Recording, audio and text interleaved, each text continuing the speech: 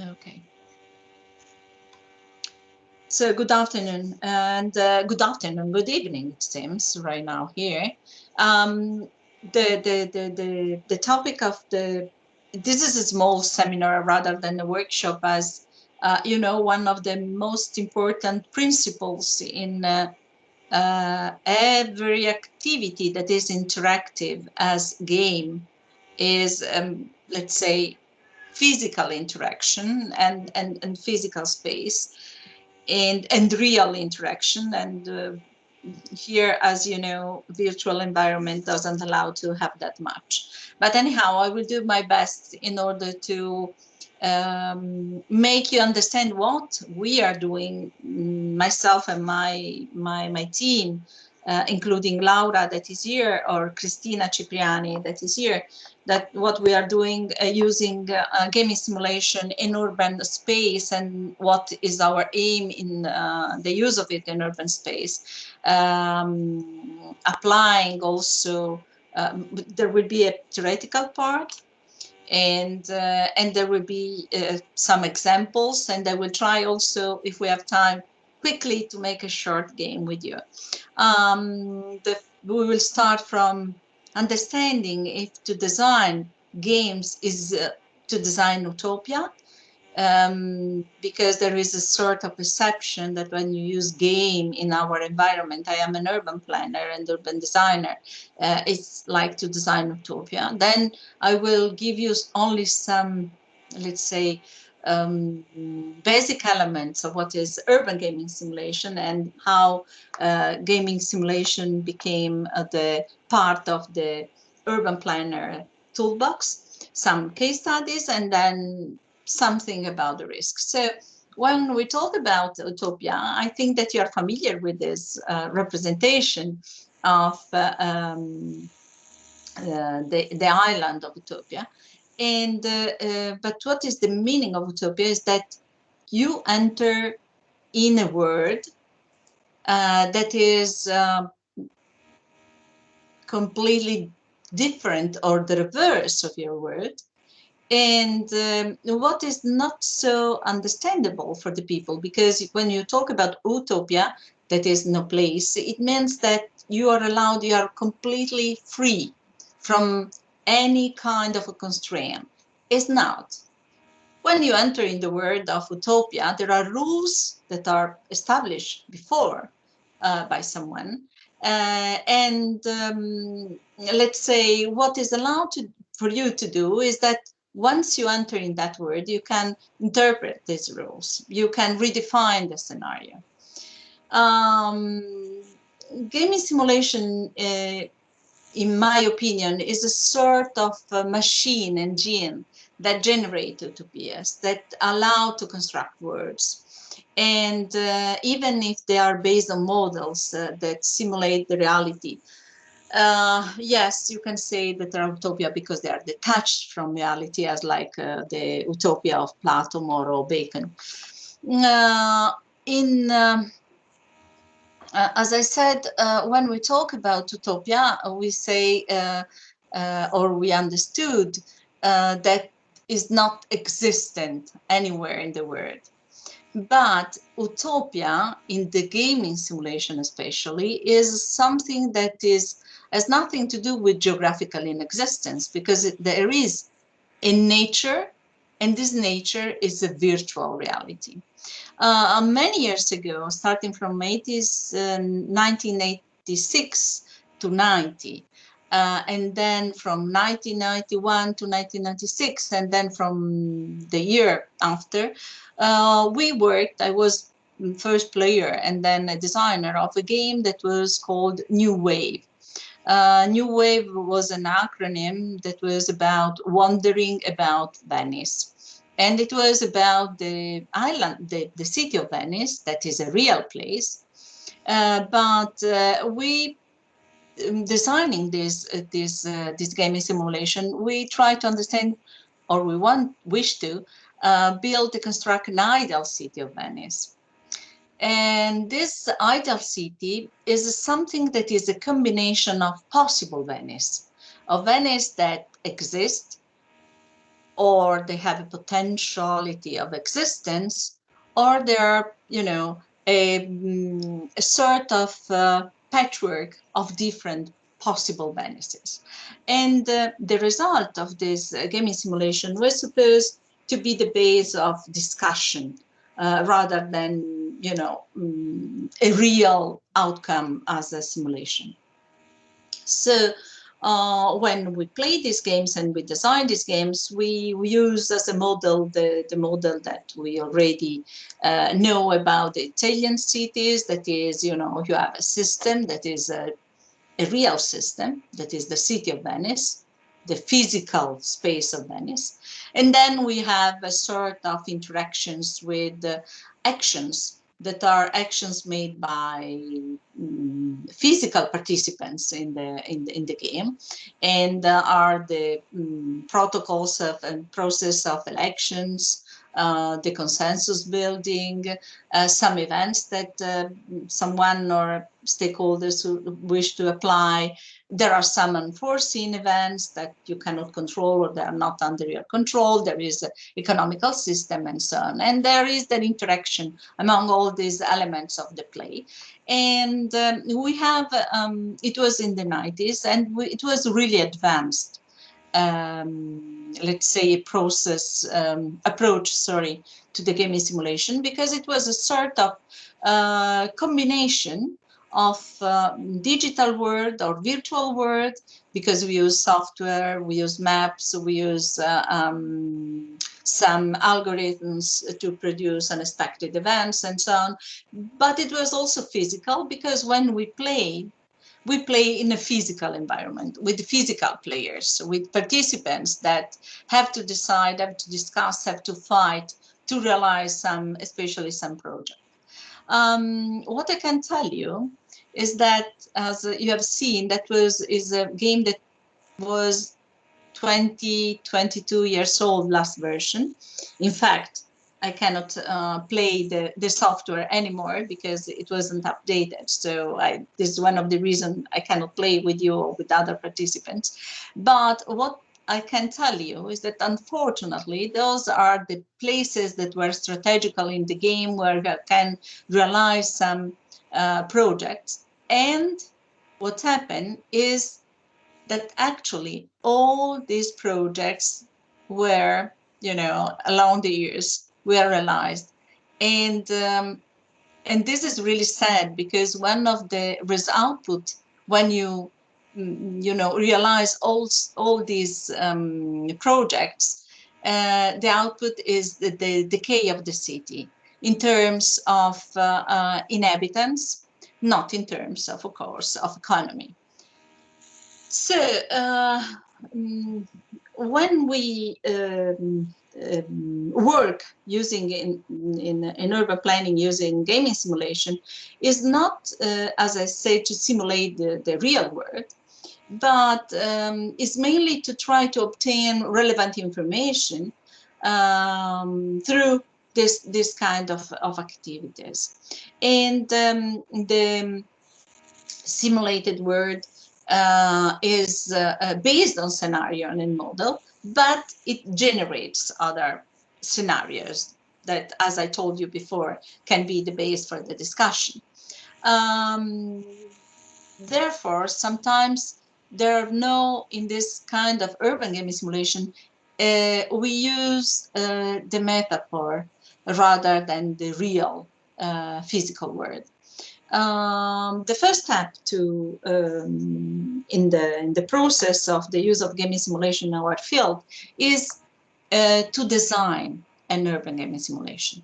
And when you start to design an urban gaming simulation, you understand how difficult is the work of the decision makers, how difficult is the work of and the job of designers, because immediately, since the first moment when you have a team of people that are asked to, let's say, to realize or to design a gaming simulation for a purpose, let me say, how to implement um, an area that is in decay or a dismissed industrial area, and how to recreate there or revitalize that area with some projects.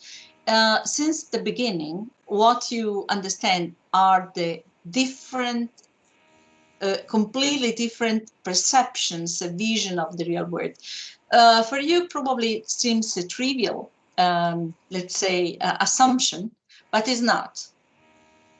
And what is even not so, it is also so understandable, useful, especially for me as I'm teaching urban planning, is when my students or the people that want is going to participate in a sort of participatory planning process, is that they understand that when they play in a scenario, the scenario is made and based on a specific vision and view, and this vision and view influence all the different output of the game.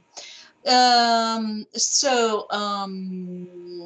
if I can give to you an initial goal for the urban gaming simulation, is what is the sentence that is written here. The goal of gaming simulation is to define, solve, or design a situation complying with its potentiality and possible future evolution. And this is, if you, I don't know if you agree with me, but working with the utopia since many years, is the definition of utopia. That is, which complex design is analyzed, decomposed, recomposed through the process of comparison. So, to design an urban gaming simulation is design an utopia? Yes and no. As I said before, yes, of course, we have no predefined specific and rigid behaviors, because if you think to, I have a question for you. How many utopia do you know? If you can answer it to me, or someone can answer it to me. Someone is listening?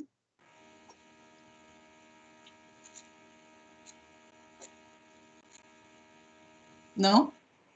No. Okay. No? Okay. I think that you are familiar with Tommaso Moro, the more Utopia, or Plato's Utopia, right? Or Campanella's Utopia, isn't it?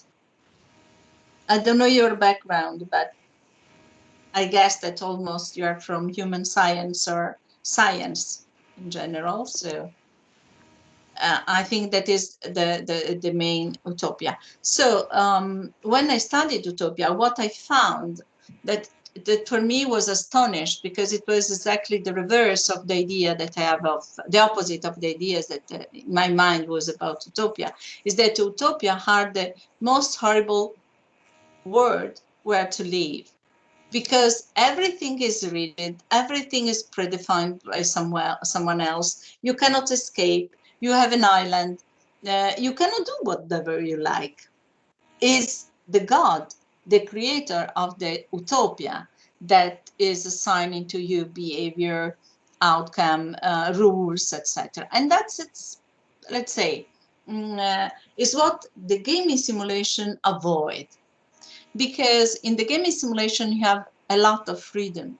What you can is rigid, I can recognize with you, is the model and the simulation that is put in action, the model, but you have actions and decisions by players, and there are several iterations of and several turns of play, and this is allowed you not to have boundaries, because in the game, as we said, everything that is not written in the rule you can do. And normally the games allow you a lot of freedom. So this is the, let's say, a sort of model that I use when I apply gaming simulation in the especially in participatory process, with the different groups of stakeholders. I'll try to create first a word, again, that is as much as possible open and not so well defined. And I ask a group of people to interact, following, of course, some rules that can be the usual rules or completely the reverse of the one that we know. And then this play generates scenarios. And then we have a sort of visioning, of process of visioning that help, to start the process of more rational design. In the gaming simulation, there are also two other, let's say, aspects, elements that are quite important in design. One, I'm often asked if I am a role play designer, and I'm not. And if I'm a case study, let's say, designer, and I'm not, I'm both. I cannot separate the role play, the case study from gaming simulation. For me, they are embedded in the world of gaming simulation. I would like here just to give you some information about the characteristic of those tools. The role play is somehow the dynamic of the case study, because you do not have to just to analyze the elements, to discuss about these elements, but seek the direct involvement of all the participants. And role play allows you to do something that is quite important, that is, how say, nelle scarpe di qualcun altro, on the shoes of someone else, to change, to change and to, or to wear a different hat. And the characteristics of the role plays is that you can observe yourself, because you obtain information and you understand what are the personal expectation on the society by yourself. You can see and watch and observe the other people's behaviors and actions, and understand how the creation of interpersonal relations, and you can understand the different ways of living, of lifestyles. And the third characteristic is that through the role play, you can watch the world in general and social life in particular. So somehow you put together the data and the knowledge and skills that you can have during your normal life. In the case studies, that is, the case studies is a systematic record of an event or series of events, of physical space, how it develops, and so on. And when you use the case study, you want to teach a lesson that is based on experience. So you typically in our schools in our schools, I mean the School of Urban Planning and Architecture Engineer, we use case study as a sort of comparison, confrontation with the real world. And you can, through this, as you know quite well, I guess, you can understand how, the case it works under some assumption, etc. And the case study has three characteristics. It allows the identification. You can identify yourself as the designer that is architect that has to design social housing, or with the mayor that has to, to decide by specific roles that are linked. It's not in the case study, you're not free in the world. But doing this, you can, put in motion a lot of different perceptions, different perspectives, and you understand the evolution and the dynamic of things. And in the case study, what is absolutely, in my opinion, the most important things you can separate theorization and generalization and application of techniques. So you can understand which is the ideal part and which is the application, the real application. Um,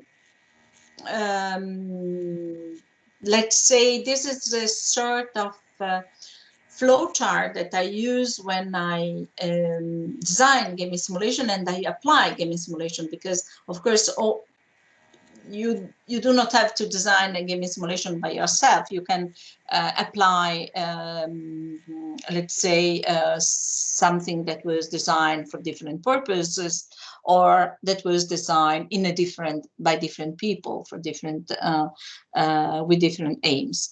But when I design gaming simulation, the first thing is to put together a different set of experts. Those experts, in the new wave, you have seen a lot of names, and the names were from people, sorry, were names of the people that participate to the Delphi that generates the initial scenario of Venice. So we had, people from trading, from universities, of course, from technical sectors, from international relationship, from tourism sector, and so on. So we had people, and I was working. It was not that easy to work with them because you have to find a common language. We worked with them in order to set usually what I call year events or actions, or define specific law of the game. So this kind of set experts, knowledge and skills generates event. The events are submitted to usually two different type of administrators. One are the stakeholders, and the other are the decision makers. Usually the decision makers officially by law is the people that can decide by law, and they are administrators, but it can be also other type. This is why is just in the case of course of a city game, or something that is connected with a specific sector. So there are a lot of unforeseen events that can be generated from this combination, and these give an output, final scenarios that can be not just one but different one. And here we have the discussion, the outcomes, and then the decision. It could be that we have different iteration of this process, but for sure at the end we have possible futures. So what basically does the urban gaming simulation on the gaming simulation? It helps the designer and participants in analyzing, confronting more or less problematic situation, and why they illustrate the complexity. And they provide what is really important, in my opinion, a exploratory platform for solution and definitions. Maybe you cannot believe me, but that were teachers, Polish teachers, 15 years ago, playing the City of Emotion, and we'll see another application of the City of Emotion. And that was an exciting 3 days that I spent with them, 3 different groups of people, and each day, one group designed a city of knowledge. That was their understanding how it could work, the interaction between they as teacher and the background, the tools that they know, the knowledge, the skills, etc. So it was a sort of creating and constructing a common language to, let's say, to understand, of course, but also face and solve problems. And this is the way how one of the most important father of gaming simulation in the world, that is Jan Klabbers, is the way how he approach to gaming simulation and gaming simulation design. So this is, let's say, one of his quoting, that is a structured confrontation in which the participants, following the rules, contribute to the definition of a common linguistic basis according to one's own background and competences. These methods allow to avoid misunderstandings, but it also promotes alternative visions of reality. This is, I will never quit to repeat again, the freedom of the game is the fact that not it gives you receipts or immediate practical solutions. Sometimes yes, you'll see if you are designing, and we'll see an example. Sometimes yes, but sometimes not. It just clarify things, clear the environment of misunderstanding, and this is really the power of the gaming simulation. So this is another definition.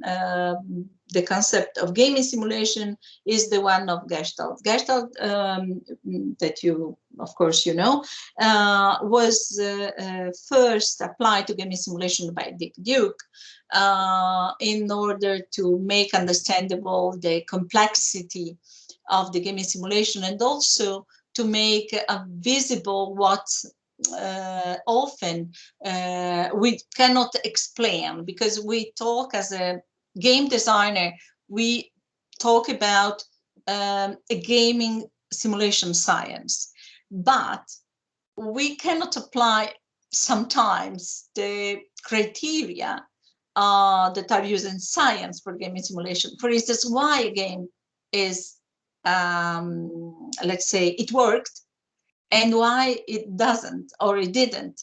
So the Gestalt explained quite well sometimes why we cannot give those kind of definition.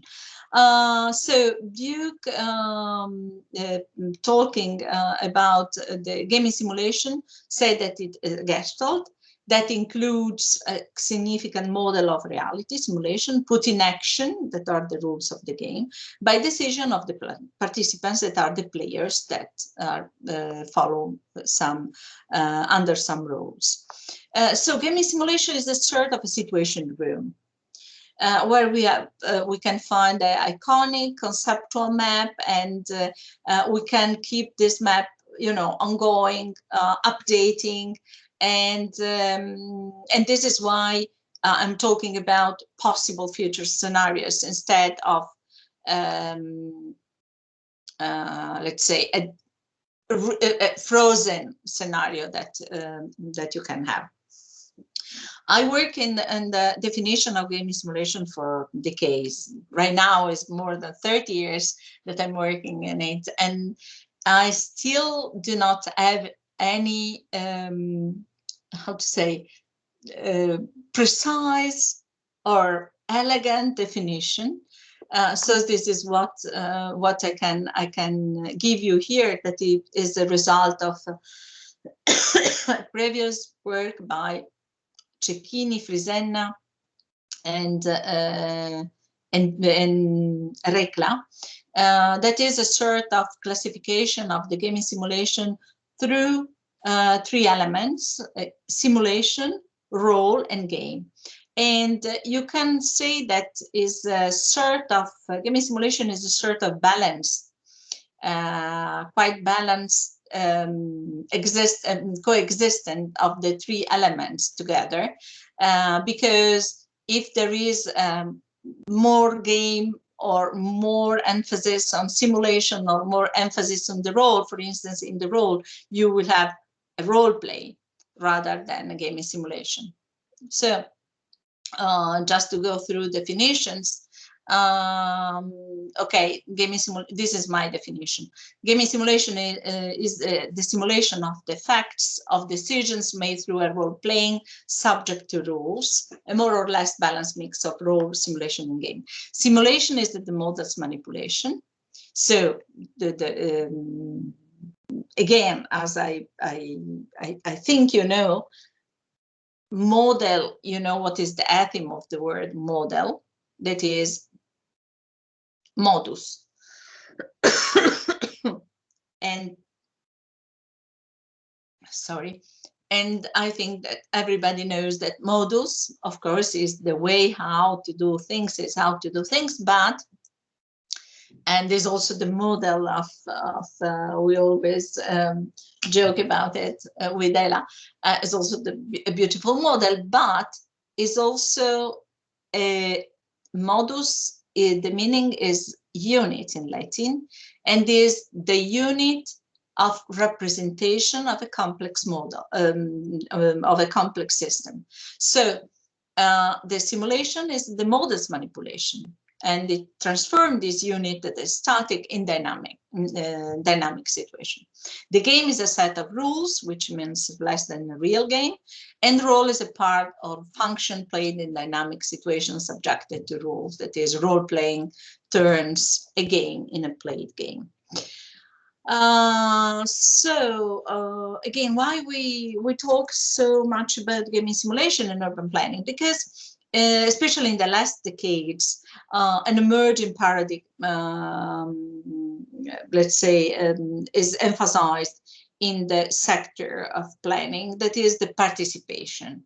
And of course, nothing new. I mean, participation is an old topic, but actually, especially in urban planning, after the 70s and the 80s, where the paradigm predominant was about of omnicomprehensive models that can explain everything, and are, let's say, top-down approach. We have a more, mixed balance of bottom-up, and you cannot read a document in the any official document that is not without to read the word, involvement, be part of, include, etc. So this is the meaning is that all the protocols and processes of participation in planning are really, put in the forefront and or in front page. But there is a problem, especially in urban planning. The planners are experts, are specialists that use a specific language, but participation means inclusion, means to feel part of, and therefore, such kind of wonderful models or wonderful pictures of the future world loses, let's say, efficiency, loses also potentiality in this, because they are not at all understood, and it generates often the misunderstanding, generates conflict. So it's quite important to understand how to offer tools that increase and the level of a good exchange in the, let's say, in a sort of communicative channels that are between the different participants of a specific case, like a design or urban planning thing.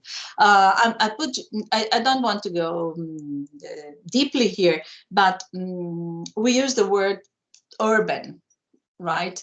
And urban is, of course, is accepted as of a city, but we say in Italian also urban behavior, un comportamento urbano, and we add also civil behavior. So un comportamento urbano e civile. So it seems something that is connected with the level of courtesy and with the level of, let's say, refine behavior that a person or a group of people can have.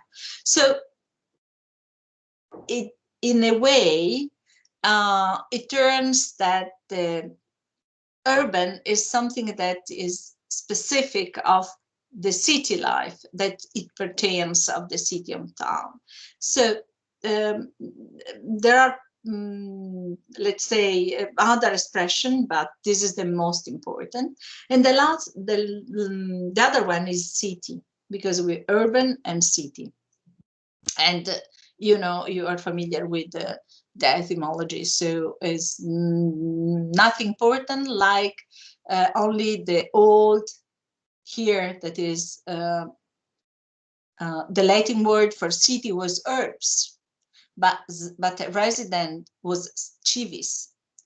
Civitas seems to have replaced urbs as Roma, the ultimate urbs, lost its prestige. So I don't want to go into the history, of course, but when we talk in our field, often we talk about civiltà, urbanità, urbano, civile, civita. So using in Italian this kind of words that are from Latin and has a deep root also in the one of the things that is the aim of this not only of this workshop, but in this project that is shared, that is shared citizenship. So when we talk about participation, what we are keen to increase bottom-up approach rather than top-down, and to improve responsibility, again with words. Laura, that was my former student here, she always, I think she's, I cannot see her, but she's laughing. I hate to use words like governance, because governance has a correspondent Italian word that is governanza. But it's true that governanza, that is from Latin, is a little bit different than governance. Governance has to do more with a sort of, let's say, interaction among stakeholders that is as much as possible, as much as allowed to a sort of freedom of movement, freedom of decision. So to avoid as much as possible the top-down effect. But governanza is something else. It's just to be responsible. And you cannot be responsible if you do not understand what you are responsible for. So for me to go to the concept of governanza is to accept, to welcome and embrace the concept of bricoleur that was given by Levi-Strauss, that is, let's say, leave as much as possible, not that is not important, but as much as possible, the engineer approach, and work more on the, let's say, weak part of the society, of the process, of the protocols. And then there is another author, that is Gregory Bateson, that used a structure that connects. That's exactly what we are trying to do, applying urban gaming simulation in order to enhance the governanza instead of governance, improve responsibility, and increase bottom-up approach. When we design a gaming simulation, as repeat again, we design the gaming simulation as a case study for the world, for the system, company, earth, society, city, or we design a gaming simulation in contingency. For instance, solve a problem that could be in neighborhood, that could be a problem of a conflict in a different visions about a public space, for instance, and or you know, controversial things like a different religion, church, and belief that some groups want to build in your city, or some controversial infrastructure that the state wish to, like the bridge on the Stretto di Messina in Sicily and Italy, for instance, that the state is willingly to build. So this is another way where to design a gaming simulation could be really an efficient tools in order to decrease such kind of situation, conflict. Are you still there? Or are you almost silent? Yes, we are there. We are Yes. there. We are there. Okay, Yes. if you want, I will stop maybe here, and we can have 5 minutes of break, because I don't know, it's up to you. I can go ahead as much as you want. So this is, you know, I'm really fond of tree. You will see quickly at the end of this presentation, and I see this is my opinion, is like is the way how I design game simulation. There are some assumptions. I construct scenarios. There are points of reference. I design models. I define some roles, define some rules. There is an accounting system, and this is what are the results that I, you know, that I bring on the table among the players. And this is the most important, the harvesting, that is the summation of the play, that is quite important in the use of gaming simulation. Why we use gaming simulation? Let me know if you want to have a break, or go ahead.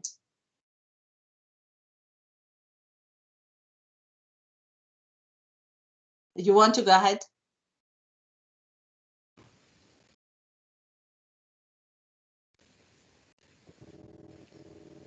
No one answer? Yes, we can go ahead. Yeah, okay. So, Okay. you're still there. Okay. Okay. This is the worst of this kind of activity, you know, that you have the screen and you do not know if you are talking to yourself. Okay. So urban gaming simulation, why? There are, of course, different goals that I listed here, that are going from to stimulate involvement, and the expected results is that each of the participants, but also each of the participants as individual, they are involved in something, to stimulate communication, and the communication between interpersonal or intra-groups, or intra-teams, or intra-levels of people, to stimulate participation. Of course, this is one of my most important aim.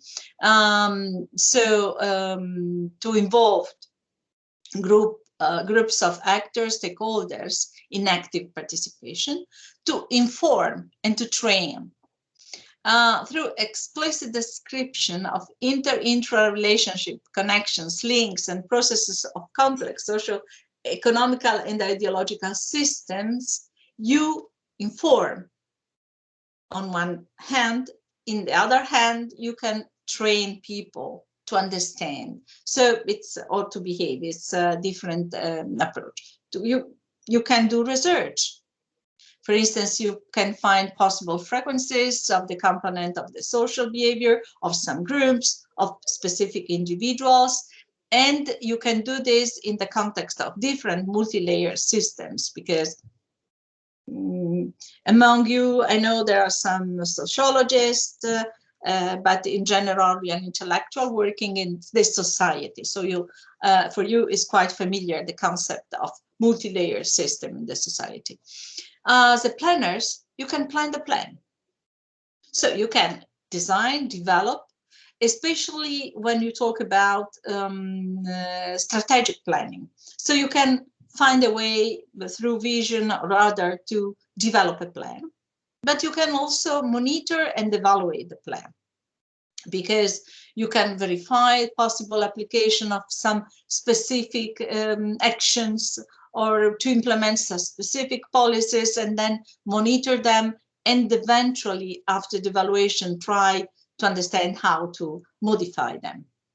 Now I'm going quickly to an example where, you know, the game that we apply with the teachers that were designing the city of knowledge, different cities of knowledge, how we use the gaming simulation in order to rebuild, to design, sorry, and create a park in a school in Emilia-Romagna. Emilia-Romagna, for the one that, I'm sorry, I didn't introduce myself with the break, but I am an urban planner. One of my main focus is an urban gaming simulation, but one of the branches, strong branches of my research is disaster mitigation and risk in general for cultural heritage or whatever. So I'm working with disasters. One of the disasters that is well known that hit in 2012 Emilia Romagna was an earthquake, quite important, and it was a magnitude from 5.1 to 5.9, and let's say we have a lot of damages, including a lot of people homeless and some death and secondary death. That was really quite a big number. So we took the case of Novi di Modena, that it was a city, a small town with a population at 2011, before the earthquake, of 500,000 of population. And, you know, this earthquake was quite important from economical point of view, because this area of Emilia-Romagna produced the 2.1% of the PIL of the gross production of the nation. Because they have specific industry of biotech, etc. So it's really high-tech productions. This small city was analyzed. It was work of a student, master student research of a master student of mine in our lab. So you can see Novi's here is, it was not considered with the high seismic risk. We analyzed how the public space was used and the red areas. The red areas, for the ones that are not familiar with it, are the areas that are, you know, completely destroyed, or that you cannot have access to that place. As you can see from 2012 here, going through, at least it was just a small part in 2014. And one of the most important things is that along these 2 years, the fact that people cannot have access to the main square was a lot of, it was disturbing, because they wish to have their own space. They wish to, they meet there, you know, as a typical piazza centrale in Italy. So that was quite important for them. They want to have their own public space, not created, you know, by the someone else. And then they were also lucky because the region, I don't want to go into detail, but the region wished to start the process of reconstruction along with the process and the protocols of participation. So the city identified the problem in the losing identity, because they lose the core, they lose the earth of the city, so they were losing identity, and how they can recreate an identity of a space of a place by their own, and because that could increase resilience. And that was the slogan. Let's start from public spaces, and then not only first of all with the participatory process, and then with the reconstruction that was participated. And the project was to regenerate, revitalize reconquer the space, the public space, giving it identity after the earthquake. That was the project. I'm sorry, it's in Italian, but let's start from the squares. And there were some, they identify some some places where they focus on a property or some specificity. For instance, this was about water, l'acqua lava la basa. So the water slowed down, and that was the identity of that place. This was not a place. It was something that it was related with the virtual space, with future, and so on. And then we work on how the space was, used. And then we had the regeneration plan. That was the let's say the process. But let's go to the case study. That is, as I told you, the city center was almost destroyed. One of the schools, you have seen the kids at the beginning when we were setting the workshop. And in that place, they were playing and dancing, but there were temporary houses. So slowly, the formal schools, temporary schools, the schools were reconstructed, and there was a problem. This was let's say the former garden of the school, and you can see how it was because the debris was cleared. They construct the school, but they do not have trees except one. And this is why the symbol and the icon of this park is the tree, because they were, they've seen all the homes destroyed, and the only element that they found in front of the collapsed school was the tree. So we start the process. 40 hours of urban gaming simulation and design workshops with students of elementary school, third grade and fourth grade, divided into the 6 classes from January to April of 2014, 3 meetings with parents and teachers, and 2 public hearings. That was the project. What we understood is that, as I told you, the main square and the urban gardens were the place for their playground. After that, because it's a small town, after the earthquake, there were really, really green areas that can be used, but they use that, and the parking areas. So they were looking for a place where they can enjoy and stay and play. So we start with a bit of magic is needed. That was the slogan that Monia Guarino, the architect that was started all this process, find as a slogan. And we wish to design the new school and the new park. So applying the city of emotion, that is one of let's say the concept, that the aim of the game is to understand what is the motion behind your perception, your vision of the city. And it's really very, for instance, this freedom of neighbor of freedom, etc. So we say that we want to use the park of emotion, and it was used in 3 phases. The first one was to identify of the feeling and emotion. The second one, to compose the different corners that the teachers, the kids designed with teachers, and to discuss and evaluate the final scenario. It was, I have to say, really an exciting process. What I discovered, I have no kids. I mean, I have no children. Well, I'm not familiar with kids. And what I discovered is that they have the right to be bored. And that was, for me, was quite, they built some corners like sadness, anger, fear, terror, joy, surprise, freedom.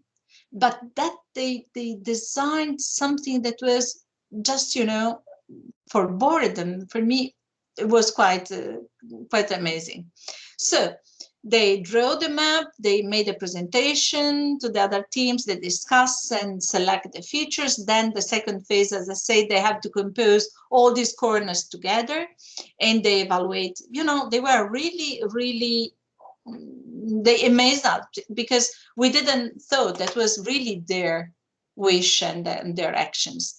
So a shape as a star, distributed along the path, merger, and they discussed to select the most suitable. They made a model, and they proposed to the others, and each corner was really designed from the suggestion originated from an emotion or a value that were identified by the kids and the community. They have to give the game. I will, as at the end, I will show you a small video.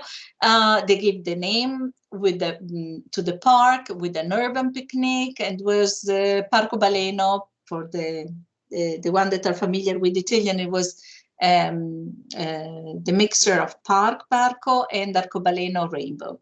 So what is important is that, you know, it was not only the fact that they design, they framed, they set some ideas and they give to the designers. No, it was when the designers arrived with the drawing of the park, the kids criticize it. They said, no, it's not what we want, but not because it's bad, because, you know, there are too much things, for instance, too much flowers or something that we do not need. And they involve also the teenager with the families in the group. That usually is one of the neglected groups here. And they follow each step of the realization of the park. They, as I told you before, they've chosen the logo of the tree because it was quite important. So the aim of the Park of Emotion project was to overcome the social trauma generated by earthquake, to reactivate the place, to give and create a new reference points for the community life. I can tell you that the park actually was used in the past wave. Unfortunately, we are in a new one, but in the past wave of this coronavirus was used as a sort of open air classroom, for instance. But also a part is used by the citizens to enhance also how say the creative competences of the children accommodation in the park design, but without, as much as possible, without manipulation by teachers. We were really facilitators, okay? But not, you know, it wasn't absolutely not imposed, nothing. But there was a problem because the challenge was that have to accompany a long time of design without losing or dimming the enthusiasm of interest. So that what was the outcomes quite important is that all the guidelines that came and they were set after the realization of the park are shared not only by and shared and decided by that community, but they can be used for future parks. There is an originality also in the production of some features for the park, and there was an emphasis of attention and the cares for the future users, because they understand they were kids, and in a few years probably they can use again, or they can move to another part of the city, or for the disabilities, people with disabilities, they care a lot. And it is important, the innovation and sustainability. This park won a prize in 2016 as a green park, a national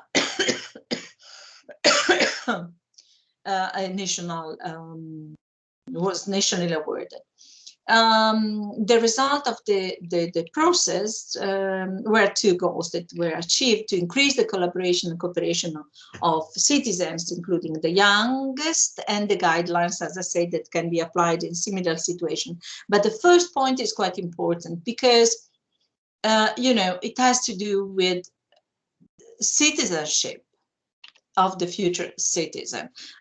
Here there is another game that I will ask eventually after to explain a bit if Francesco Paglino is there. We designed together in 2007 for a junior conference, National Junior Conference on Climate Change, this game. Francesco, are you there? Yes, I'm here. Okay. This game was designed as a long process of design, right? And we achieved a lot of good results in the process, but it was also developed by you in a with different purposes, isn't it? Yeah, yeah. Sorry. Well, in, that period, I was working for an environmental organization, and I was very interested in using games in awareness campaign or projects with schools, or not only with schools. But later, and now, I am a teacher, so I work mainly in schools, in secondary schools, and we use this game in different ways, in different situations, and always I experienced the potential of the game, as you said before, Paola, um, to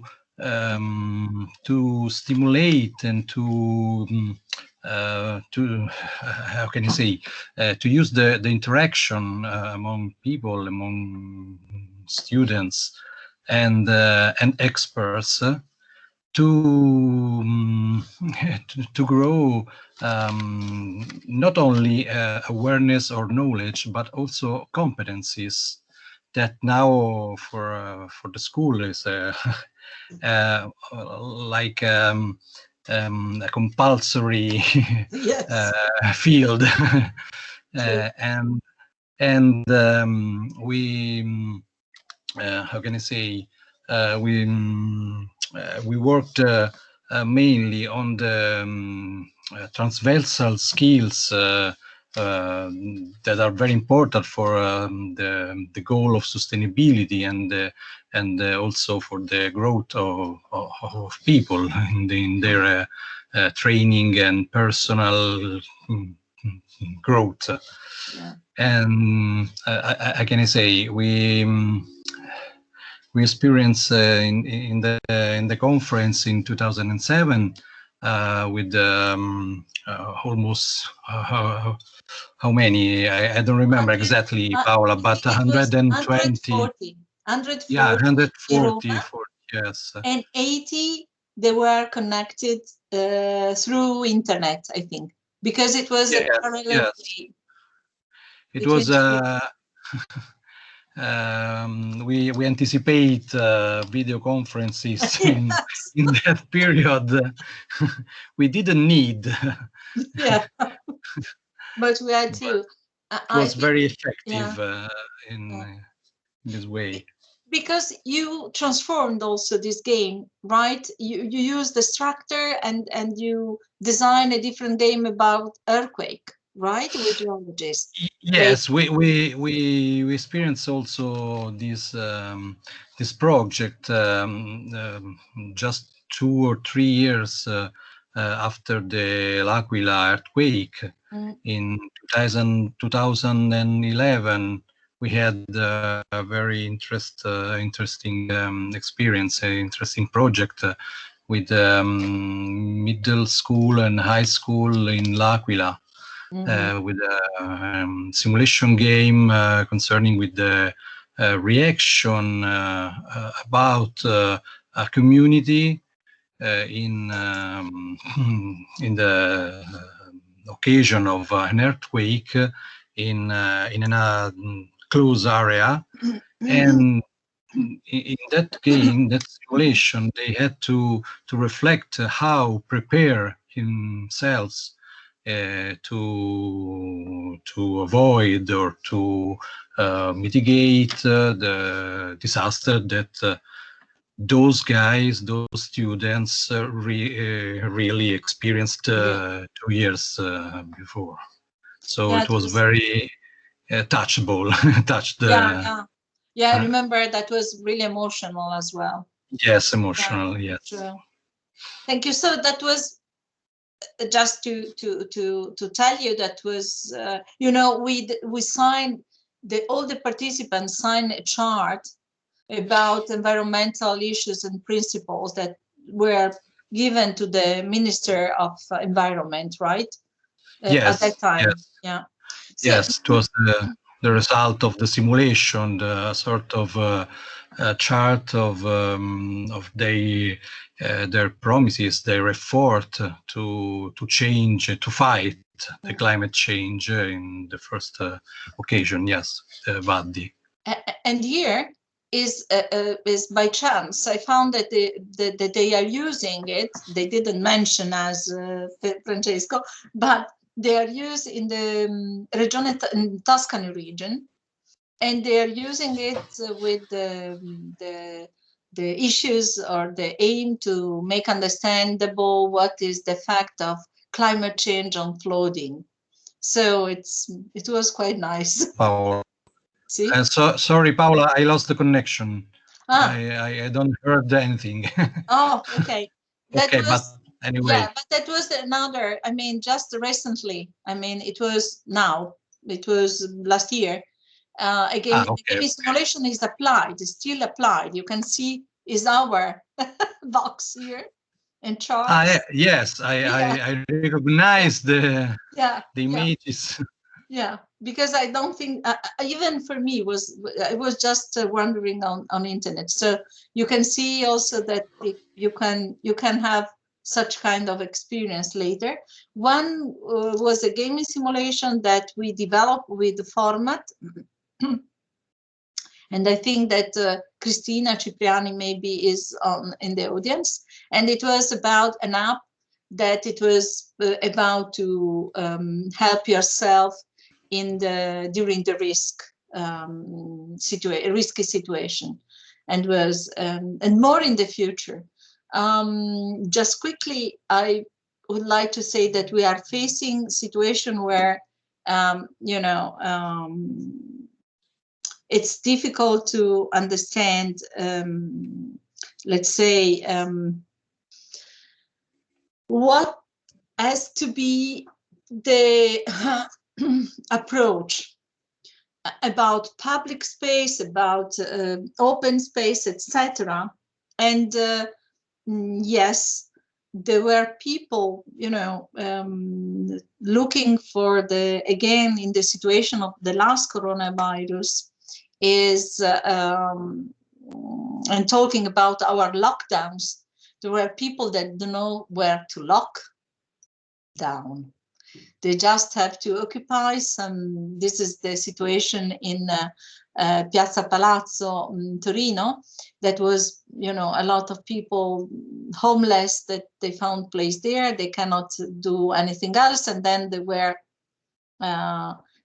deported. Have to say that, to use the word, in another place because that was an open public space that cannot be used. So in a situation like that, probably is the approach to the space is completely transformed, like the use of transport and the so-called, what I think is the distance is safe, but is asocial, is not social distance, is asocial distance. So we have to think to a society that thinks that cities are living space and are organized by local society.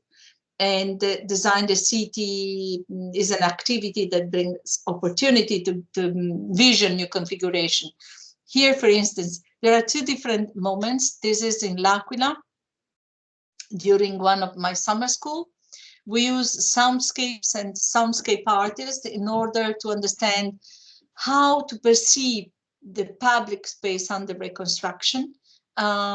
This young lady that is dancing here, she already made a master research on the soundscape before and after, during and after reconstruction in L'Aquila, how we can use to shape in a playful way to form, to set the public space.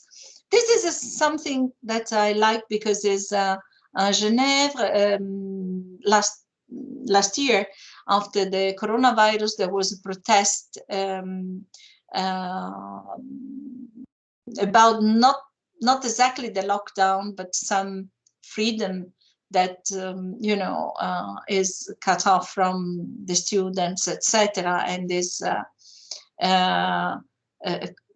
what do you want really? What do you want really? Start again like before, and give you a question and think. So the game designer or the game facilitator and is like a facilitator that and is a difficult.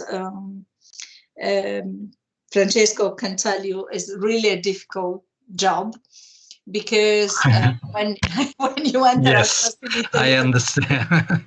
when you enter as a facilitator, especially in when you play gaming simulation in fragile context, or let's say conflictual, or context, or about controversial situation, is really a challenge. Is really a challenge to do it. And also when you are a teacher, right? Yes, that what I mean. It's something like we experience every day when we are in school. Exactly. Of course. So, and you have to show respect, establish rapport, abandon preconceptions, hand over the stick, watch, listen, learn from mistakes, be self-critical, self-aware, be flexible, support and share, and be honest. I think that is quite a challenge. And this is what we do normally as teachers. But this is what we must do as urban planner. And this is what we must do as a gaming simulation facilitators and designer. So another three quotation that I really love from Duremat, 21 points on the physicist, that was this comedy by him, that is the 16, 17, 18 points are really, let's say, significant, meaningful for me. The content of physics concern only physicists, it affects concern everyone. What affects everyone can only be solved by everyone. Every attempt by an individual to solve on his own what concerns everyone is doomed failure. So I really thank you for your, patience, and I'm really sorry. I hope that I make myself understandable. I will give you also the presentation. I will give to Ella the presentation. And before you are ready, if you are still alive, to let's say to make questions. I can see that it's quite late in the night. I hope that you are not skipping your dinner. I wish just to show you this small video, and that is one of my favorite. The images are in Italian. It's just 3 minutes, so you can refresh your mind.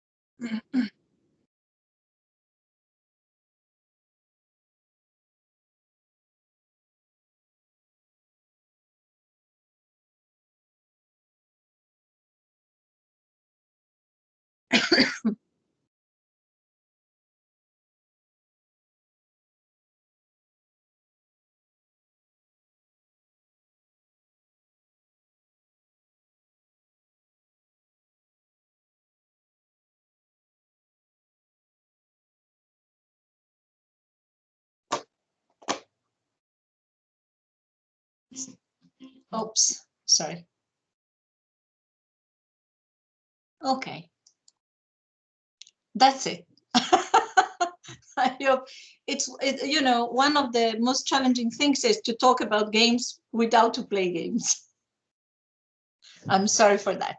I hope that we will have opportunity in the future, maybe, to experience together some activities. Do you have any question? Are you there? Except the few people that I see.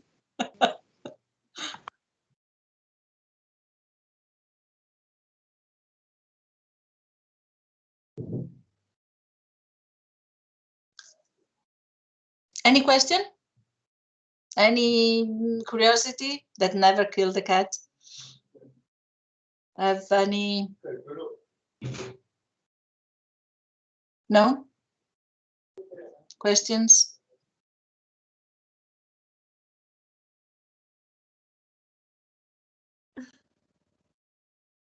Paola, I think we are too shy to start to speak, but I will start because I really enjoyed your presentation and I'm really very happy about what you do in not only in Italy but in urban planning. And I have a question maybe to start. How do you see the future of such places you show to us? Is it the vitality of such places and the civic engagement maybe? How to increase, how to make people still be attracted by such places, especially in the situation when there is this anti-social distance and we have to keep the restrictions and regulations. What do you see? How do you see future? It's an important question. It's an important question that you make to yourself every day, because my work is to work with space, and especially public space.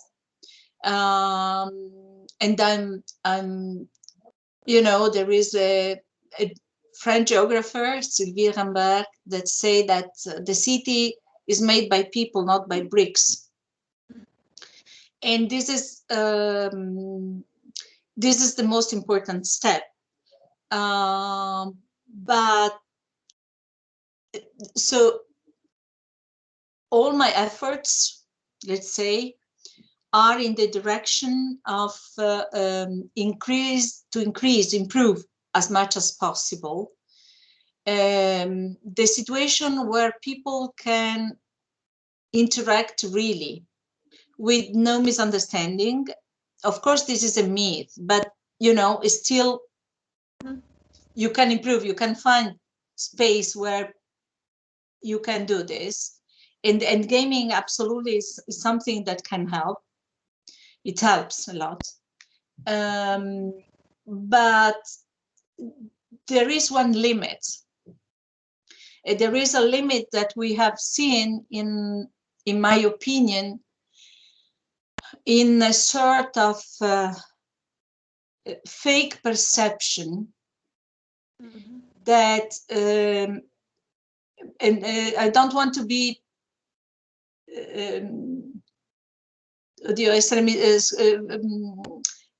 fraintesa, I don't want to be misunderstood here, okay, in saying that, but there are some push lately in society about a sort of universal participation to everything, and you know, to from everybody everywhere. In my opinion, this is not participation and is not knowledge. Is one-way communication again, even if you think that is, you know, no, is one-way communication. We just shift the you know, the wrong is that is top down is wrong. Bottom up could be wrong, because there is something in the middle that can, where you have to meet and to use appropriate information, appropriate tools, etc. I think that, no offense to anybody, we can see in Italy, isn't it, Andrea and Laura and Cristina, and etc. But I think that you can face in your country as well, especially, I have to say, your countries at the moment. Yes. That's you know, is something that is, yeah, for me is disturbing, I have to say. So in the future, I want to see, you know, I have this slogan. For years, I run a school. It's about risk, but doesn't matter. It could be generic one. And the name is awareness and responsibility. You cannot have one without the other. I mean, there is no blind awareness, because it doesn't exist, is a contradiction of terms, but is also not blind responsibility. It leads to disasters. So this is why games are good. This is why games, you can challenge, you can fight, you can test, you can Francesco could tell you, because we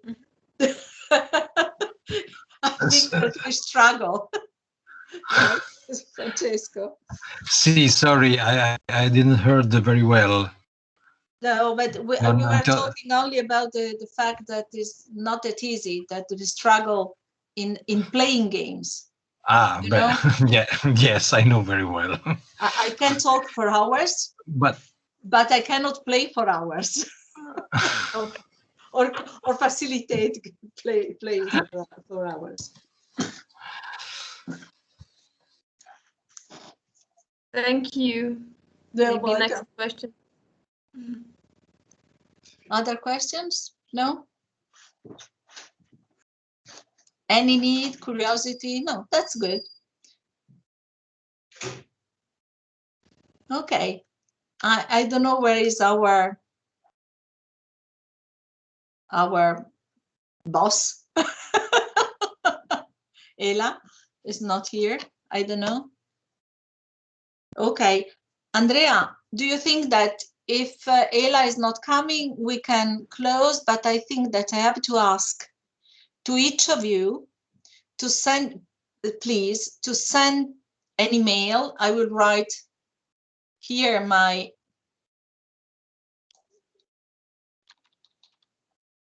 address,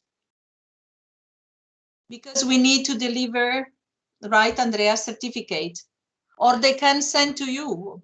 Right? Yeah, that's right. That's right. I can put my email address in the chat. So I'm writing down right now. Okay.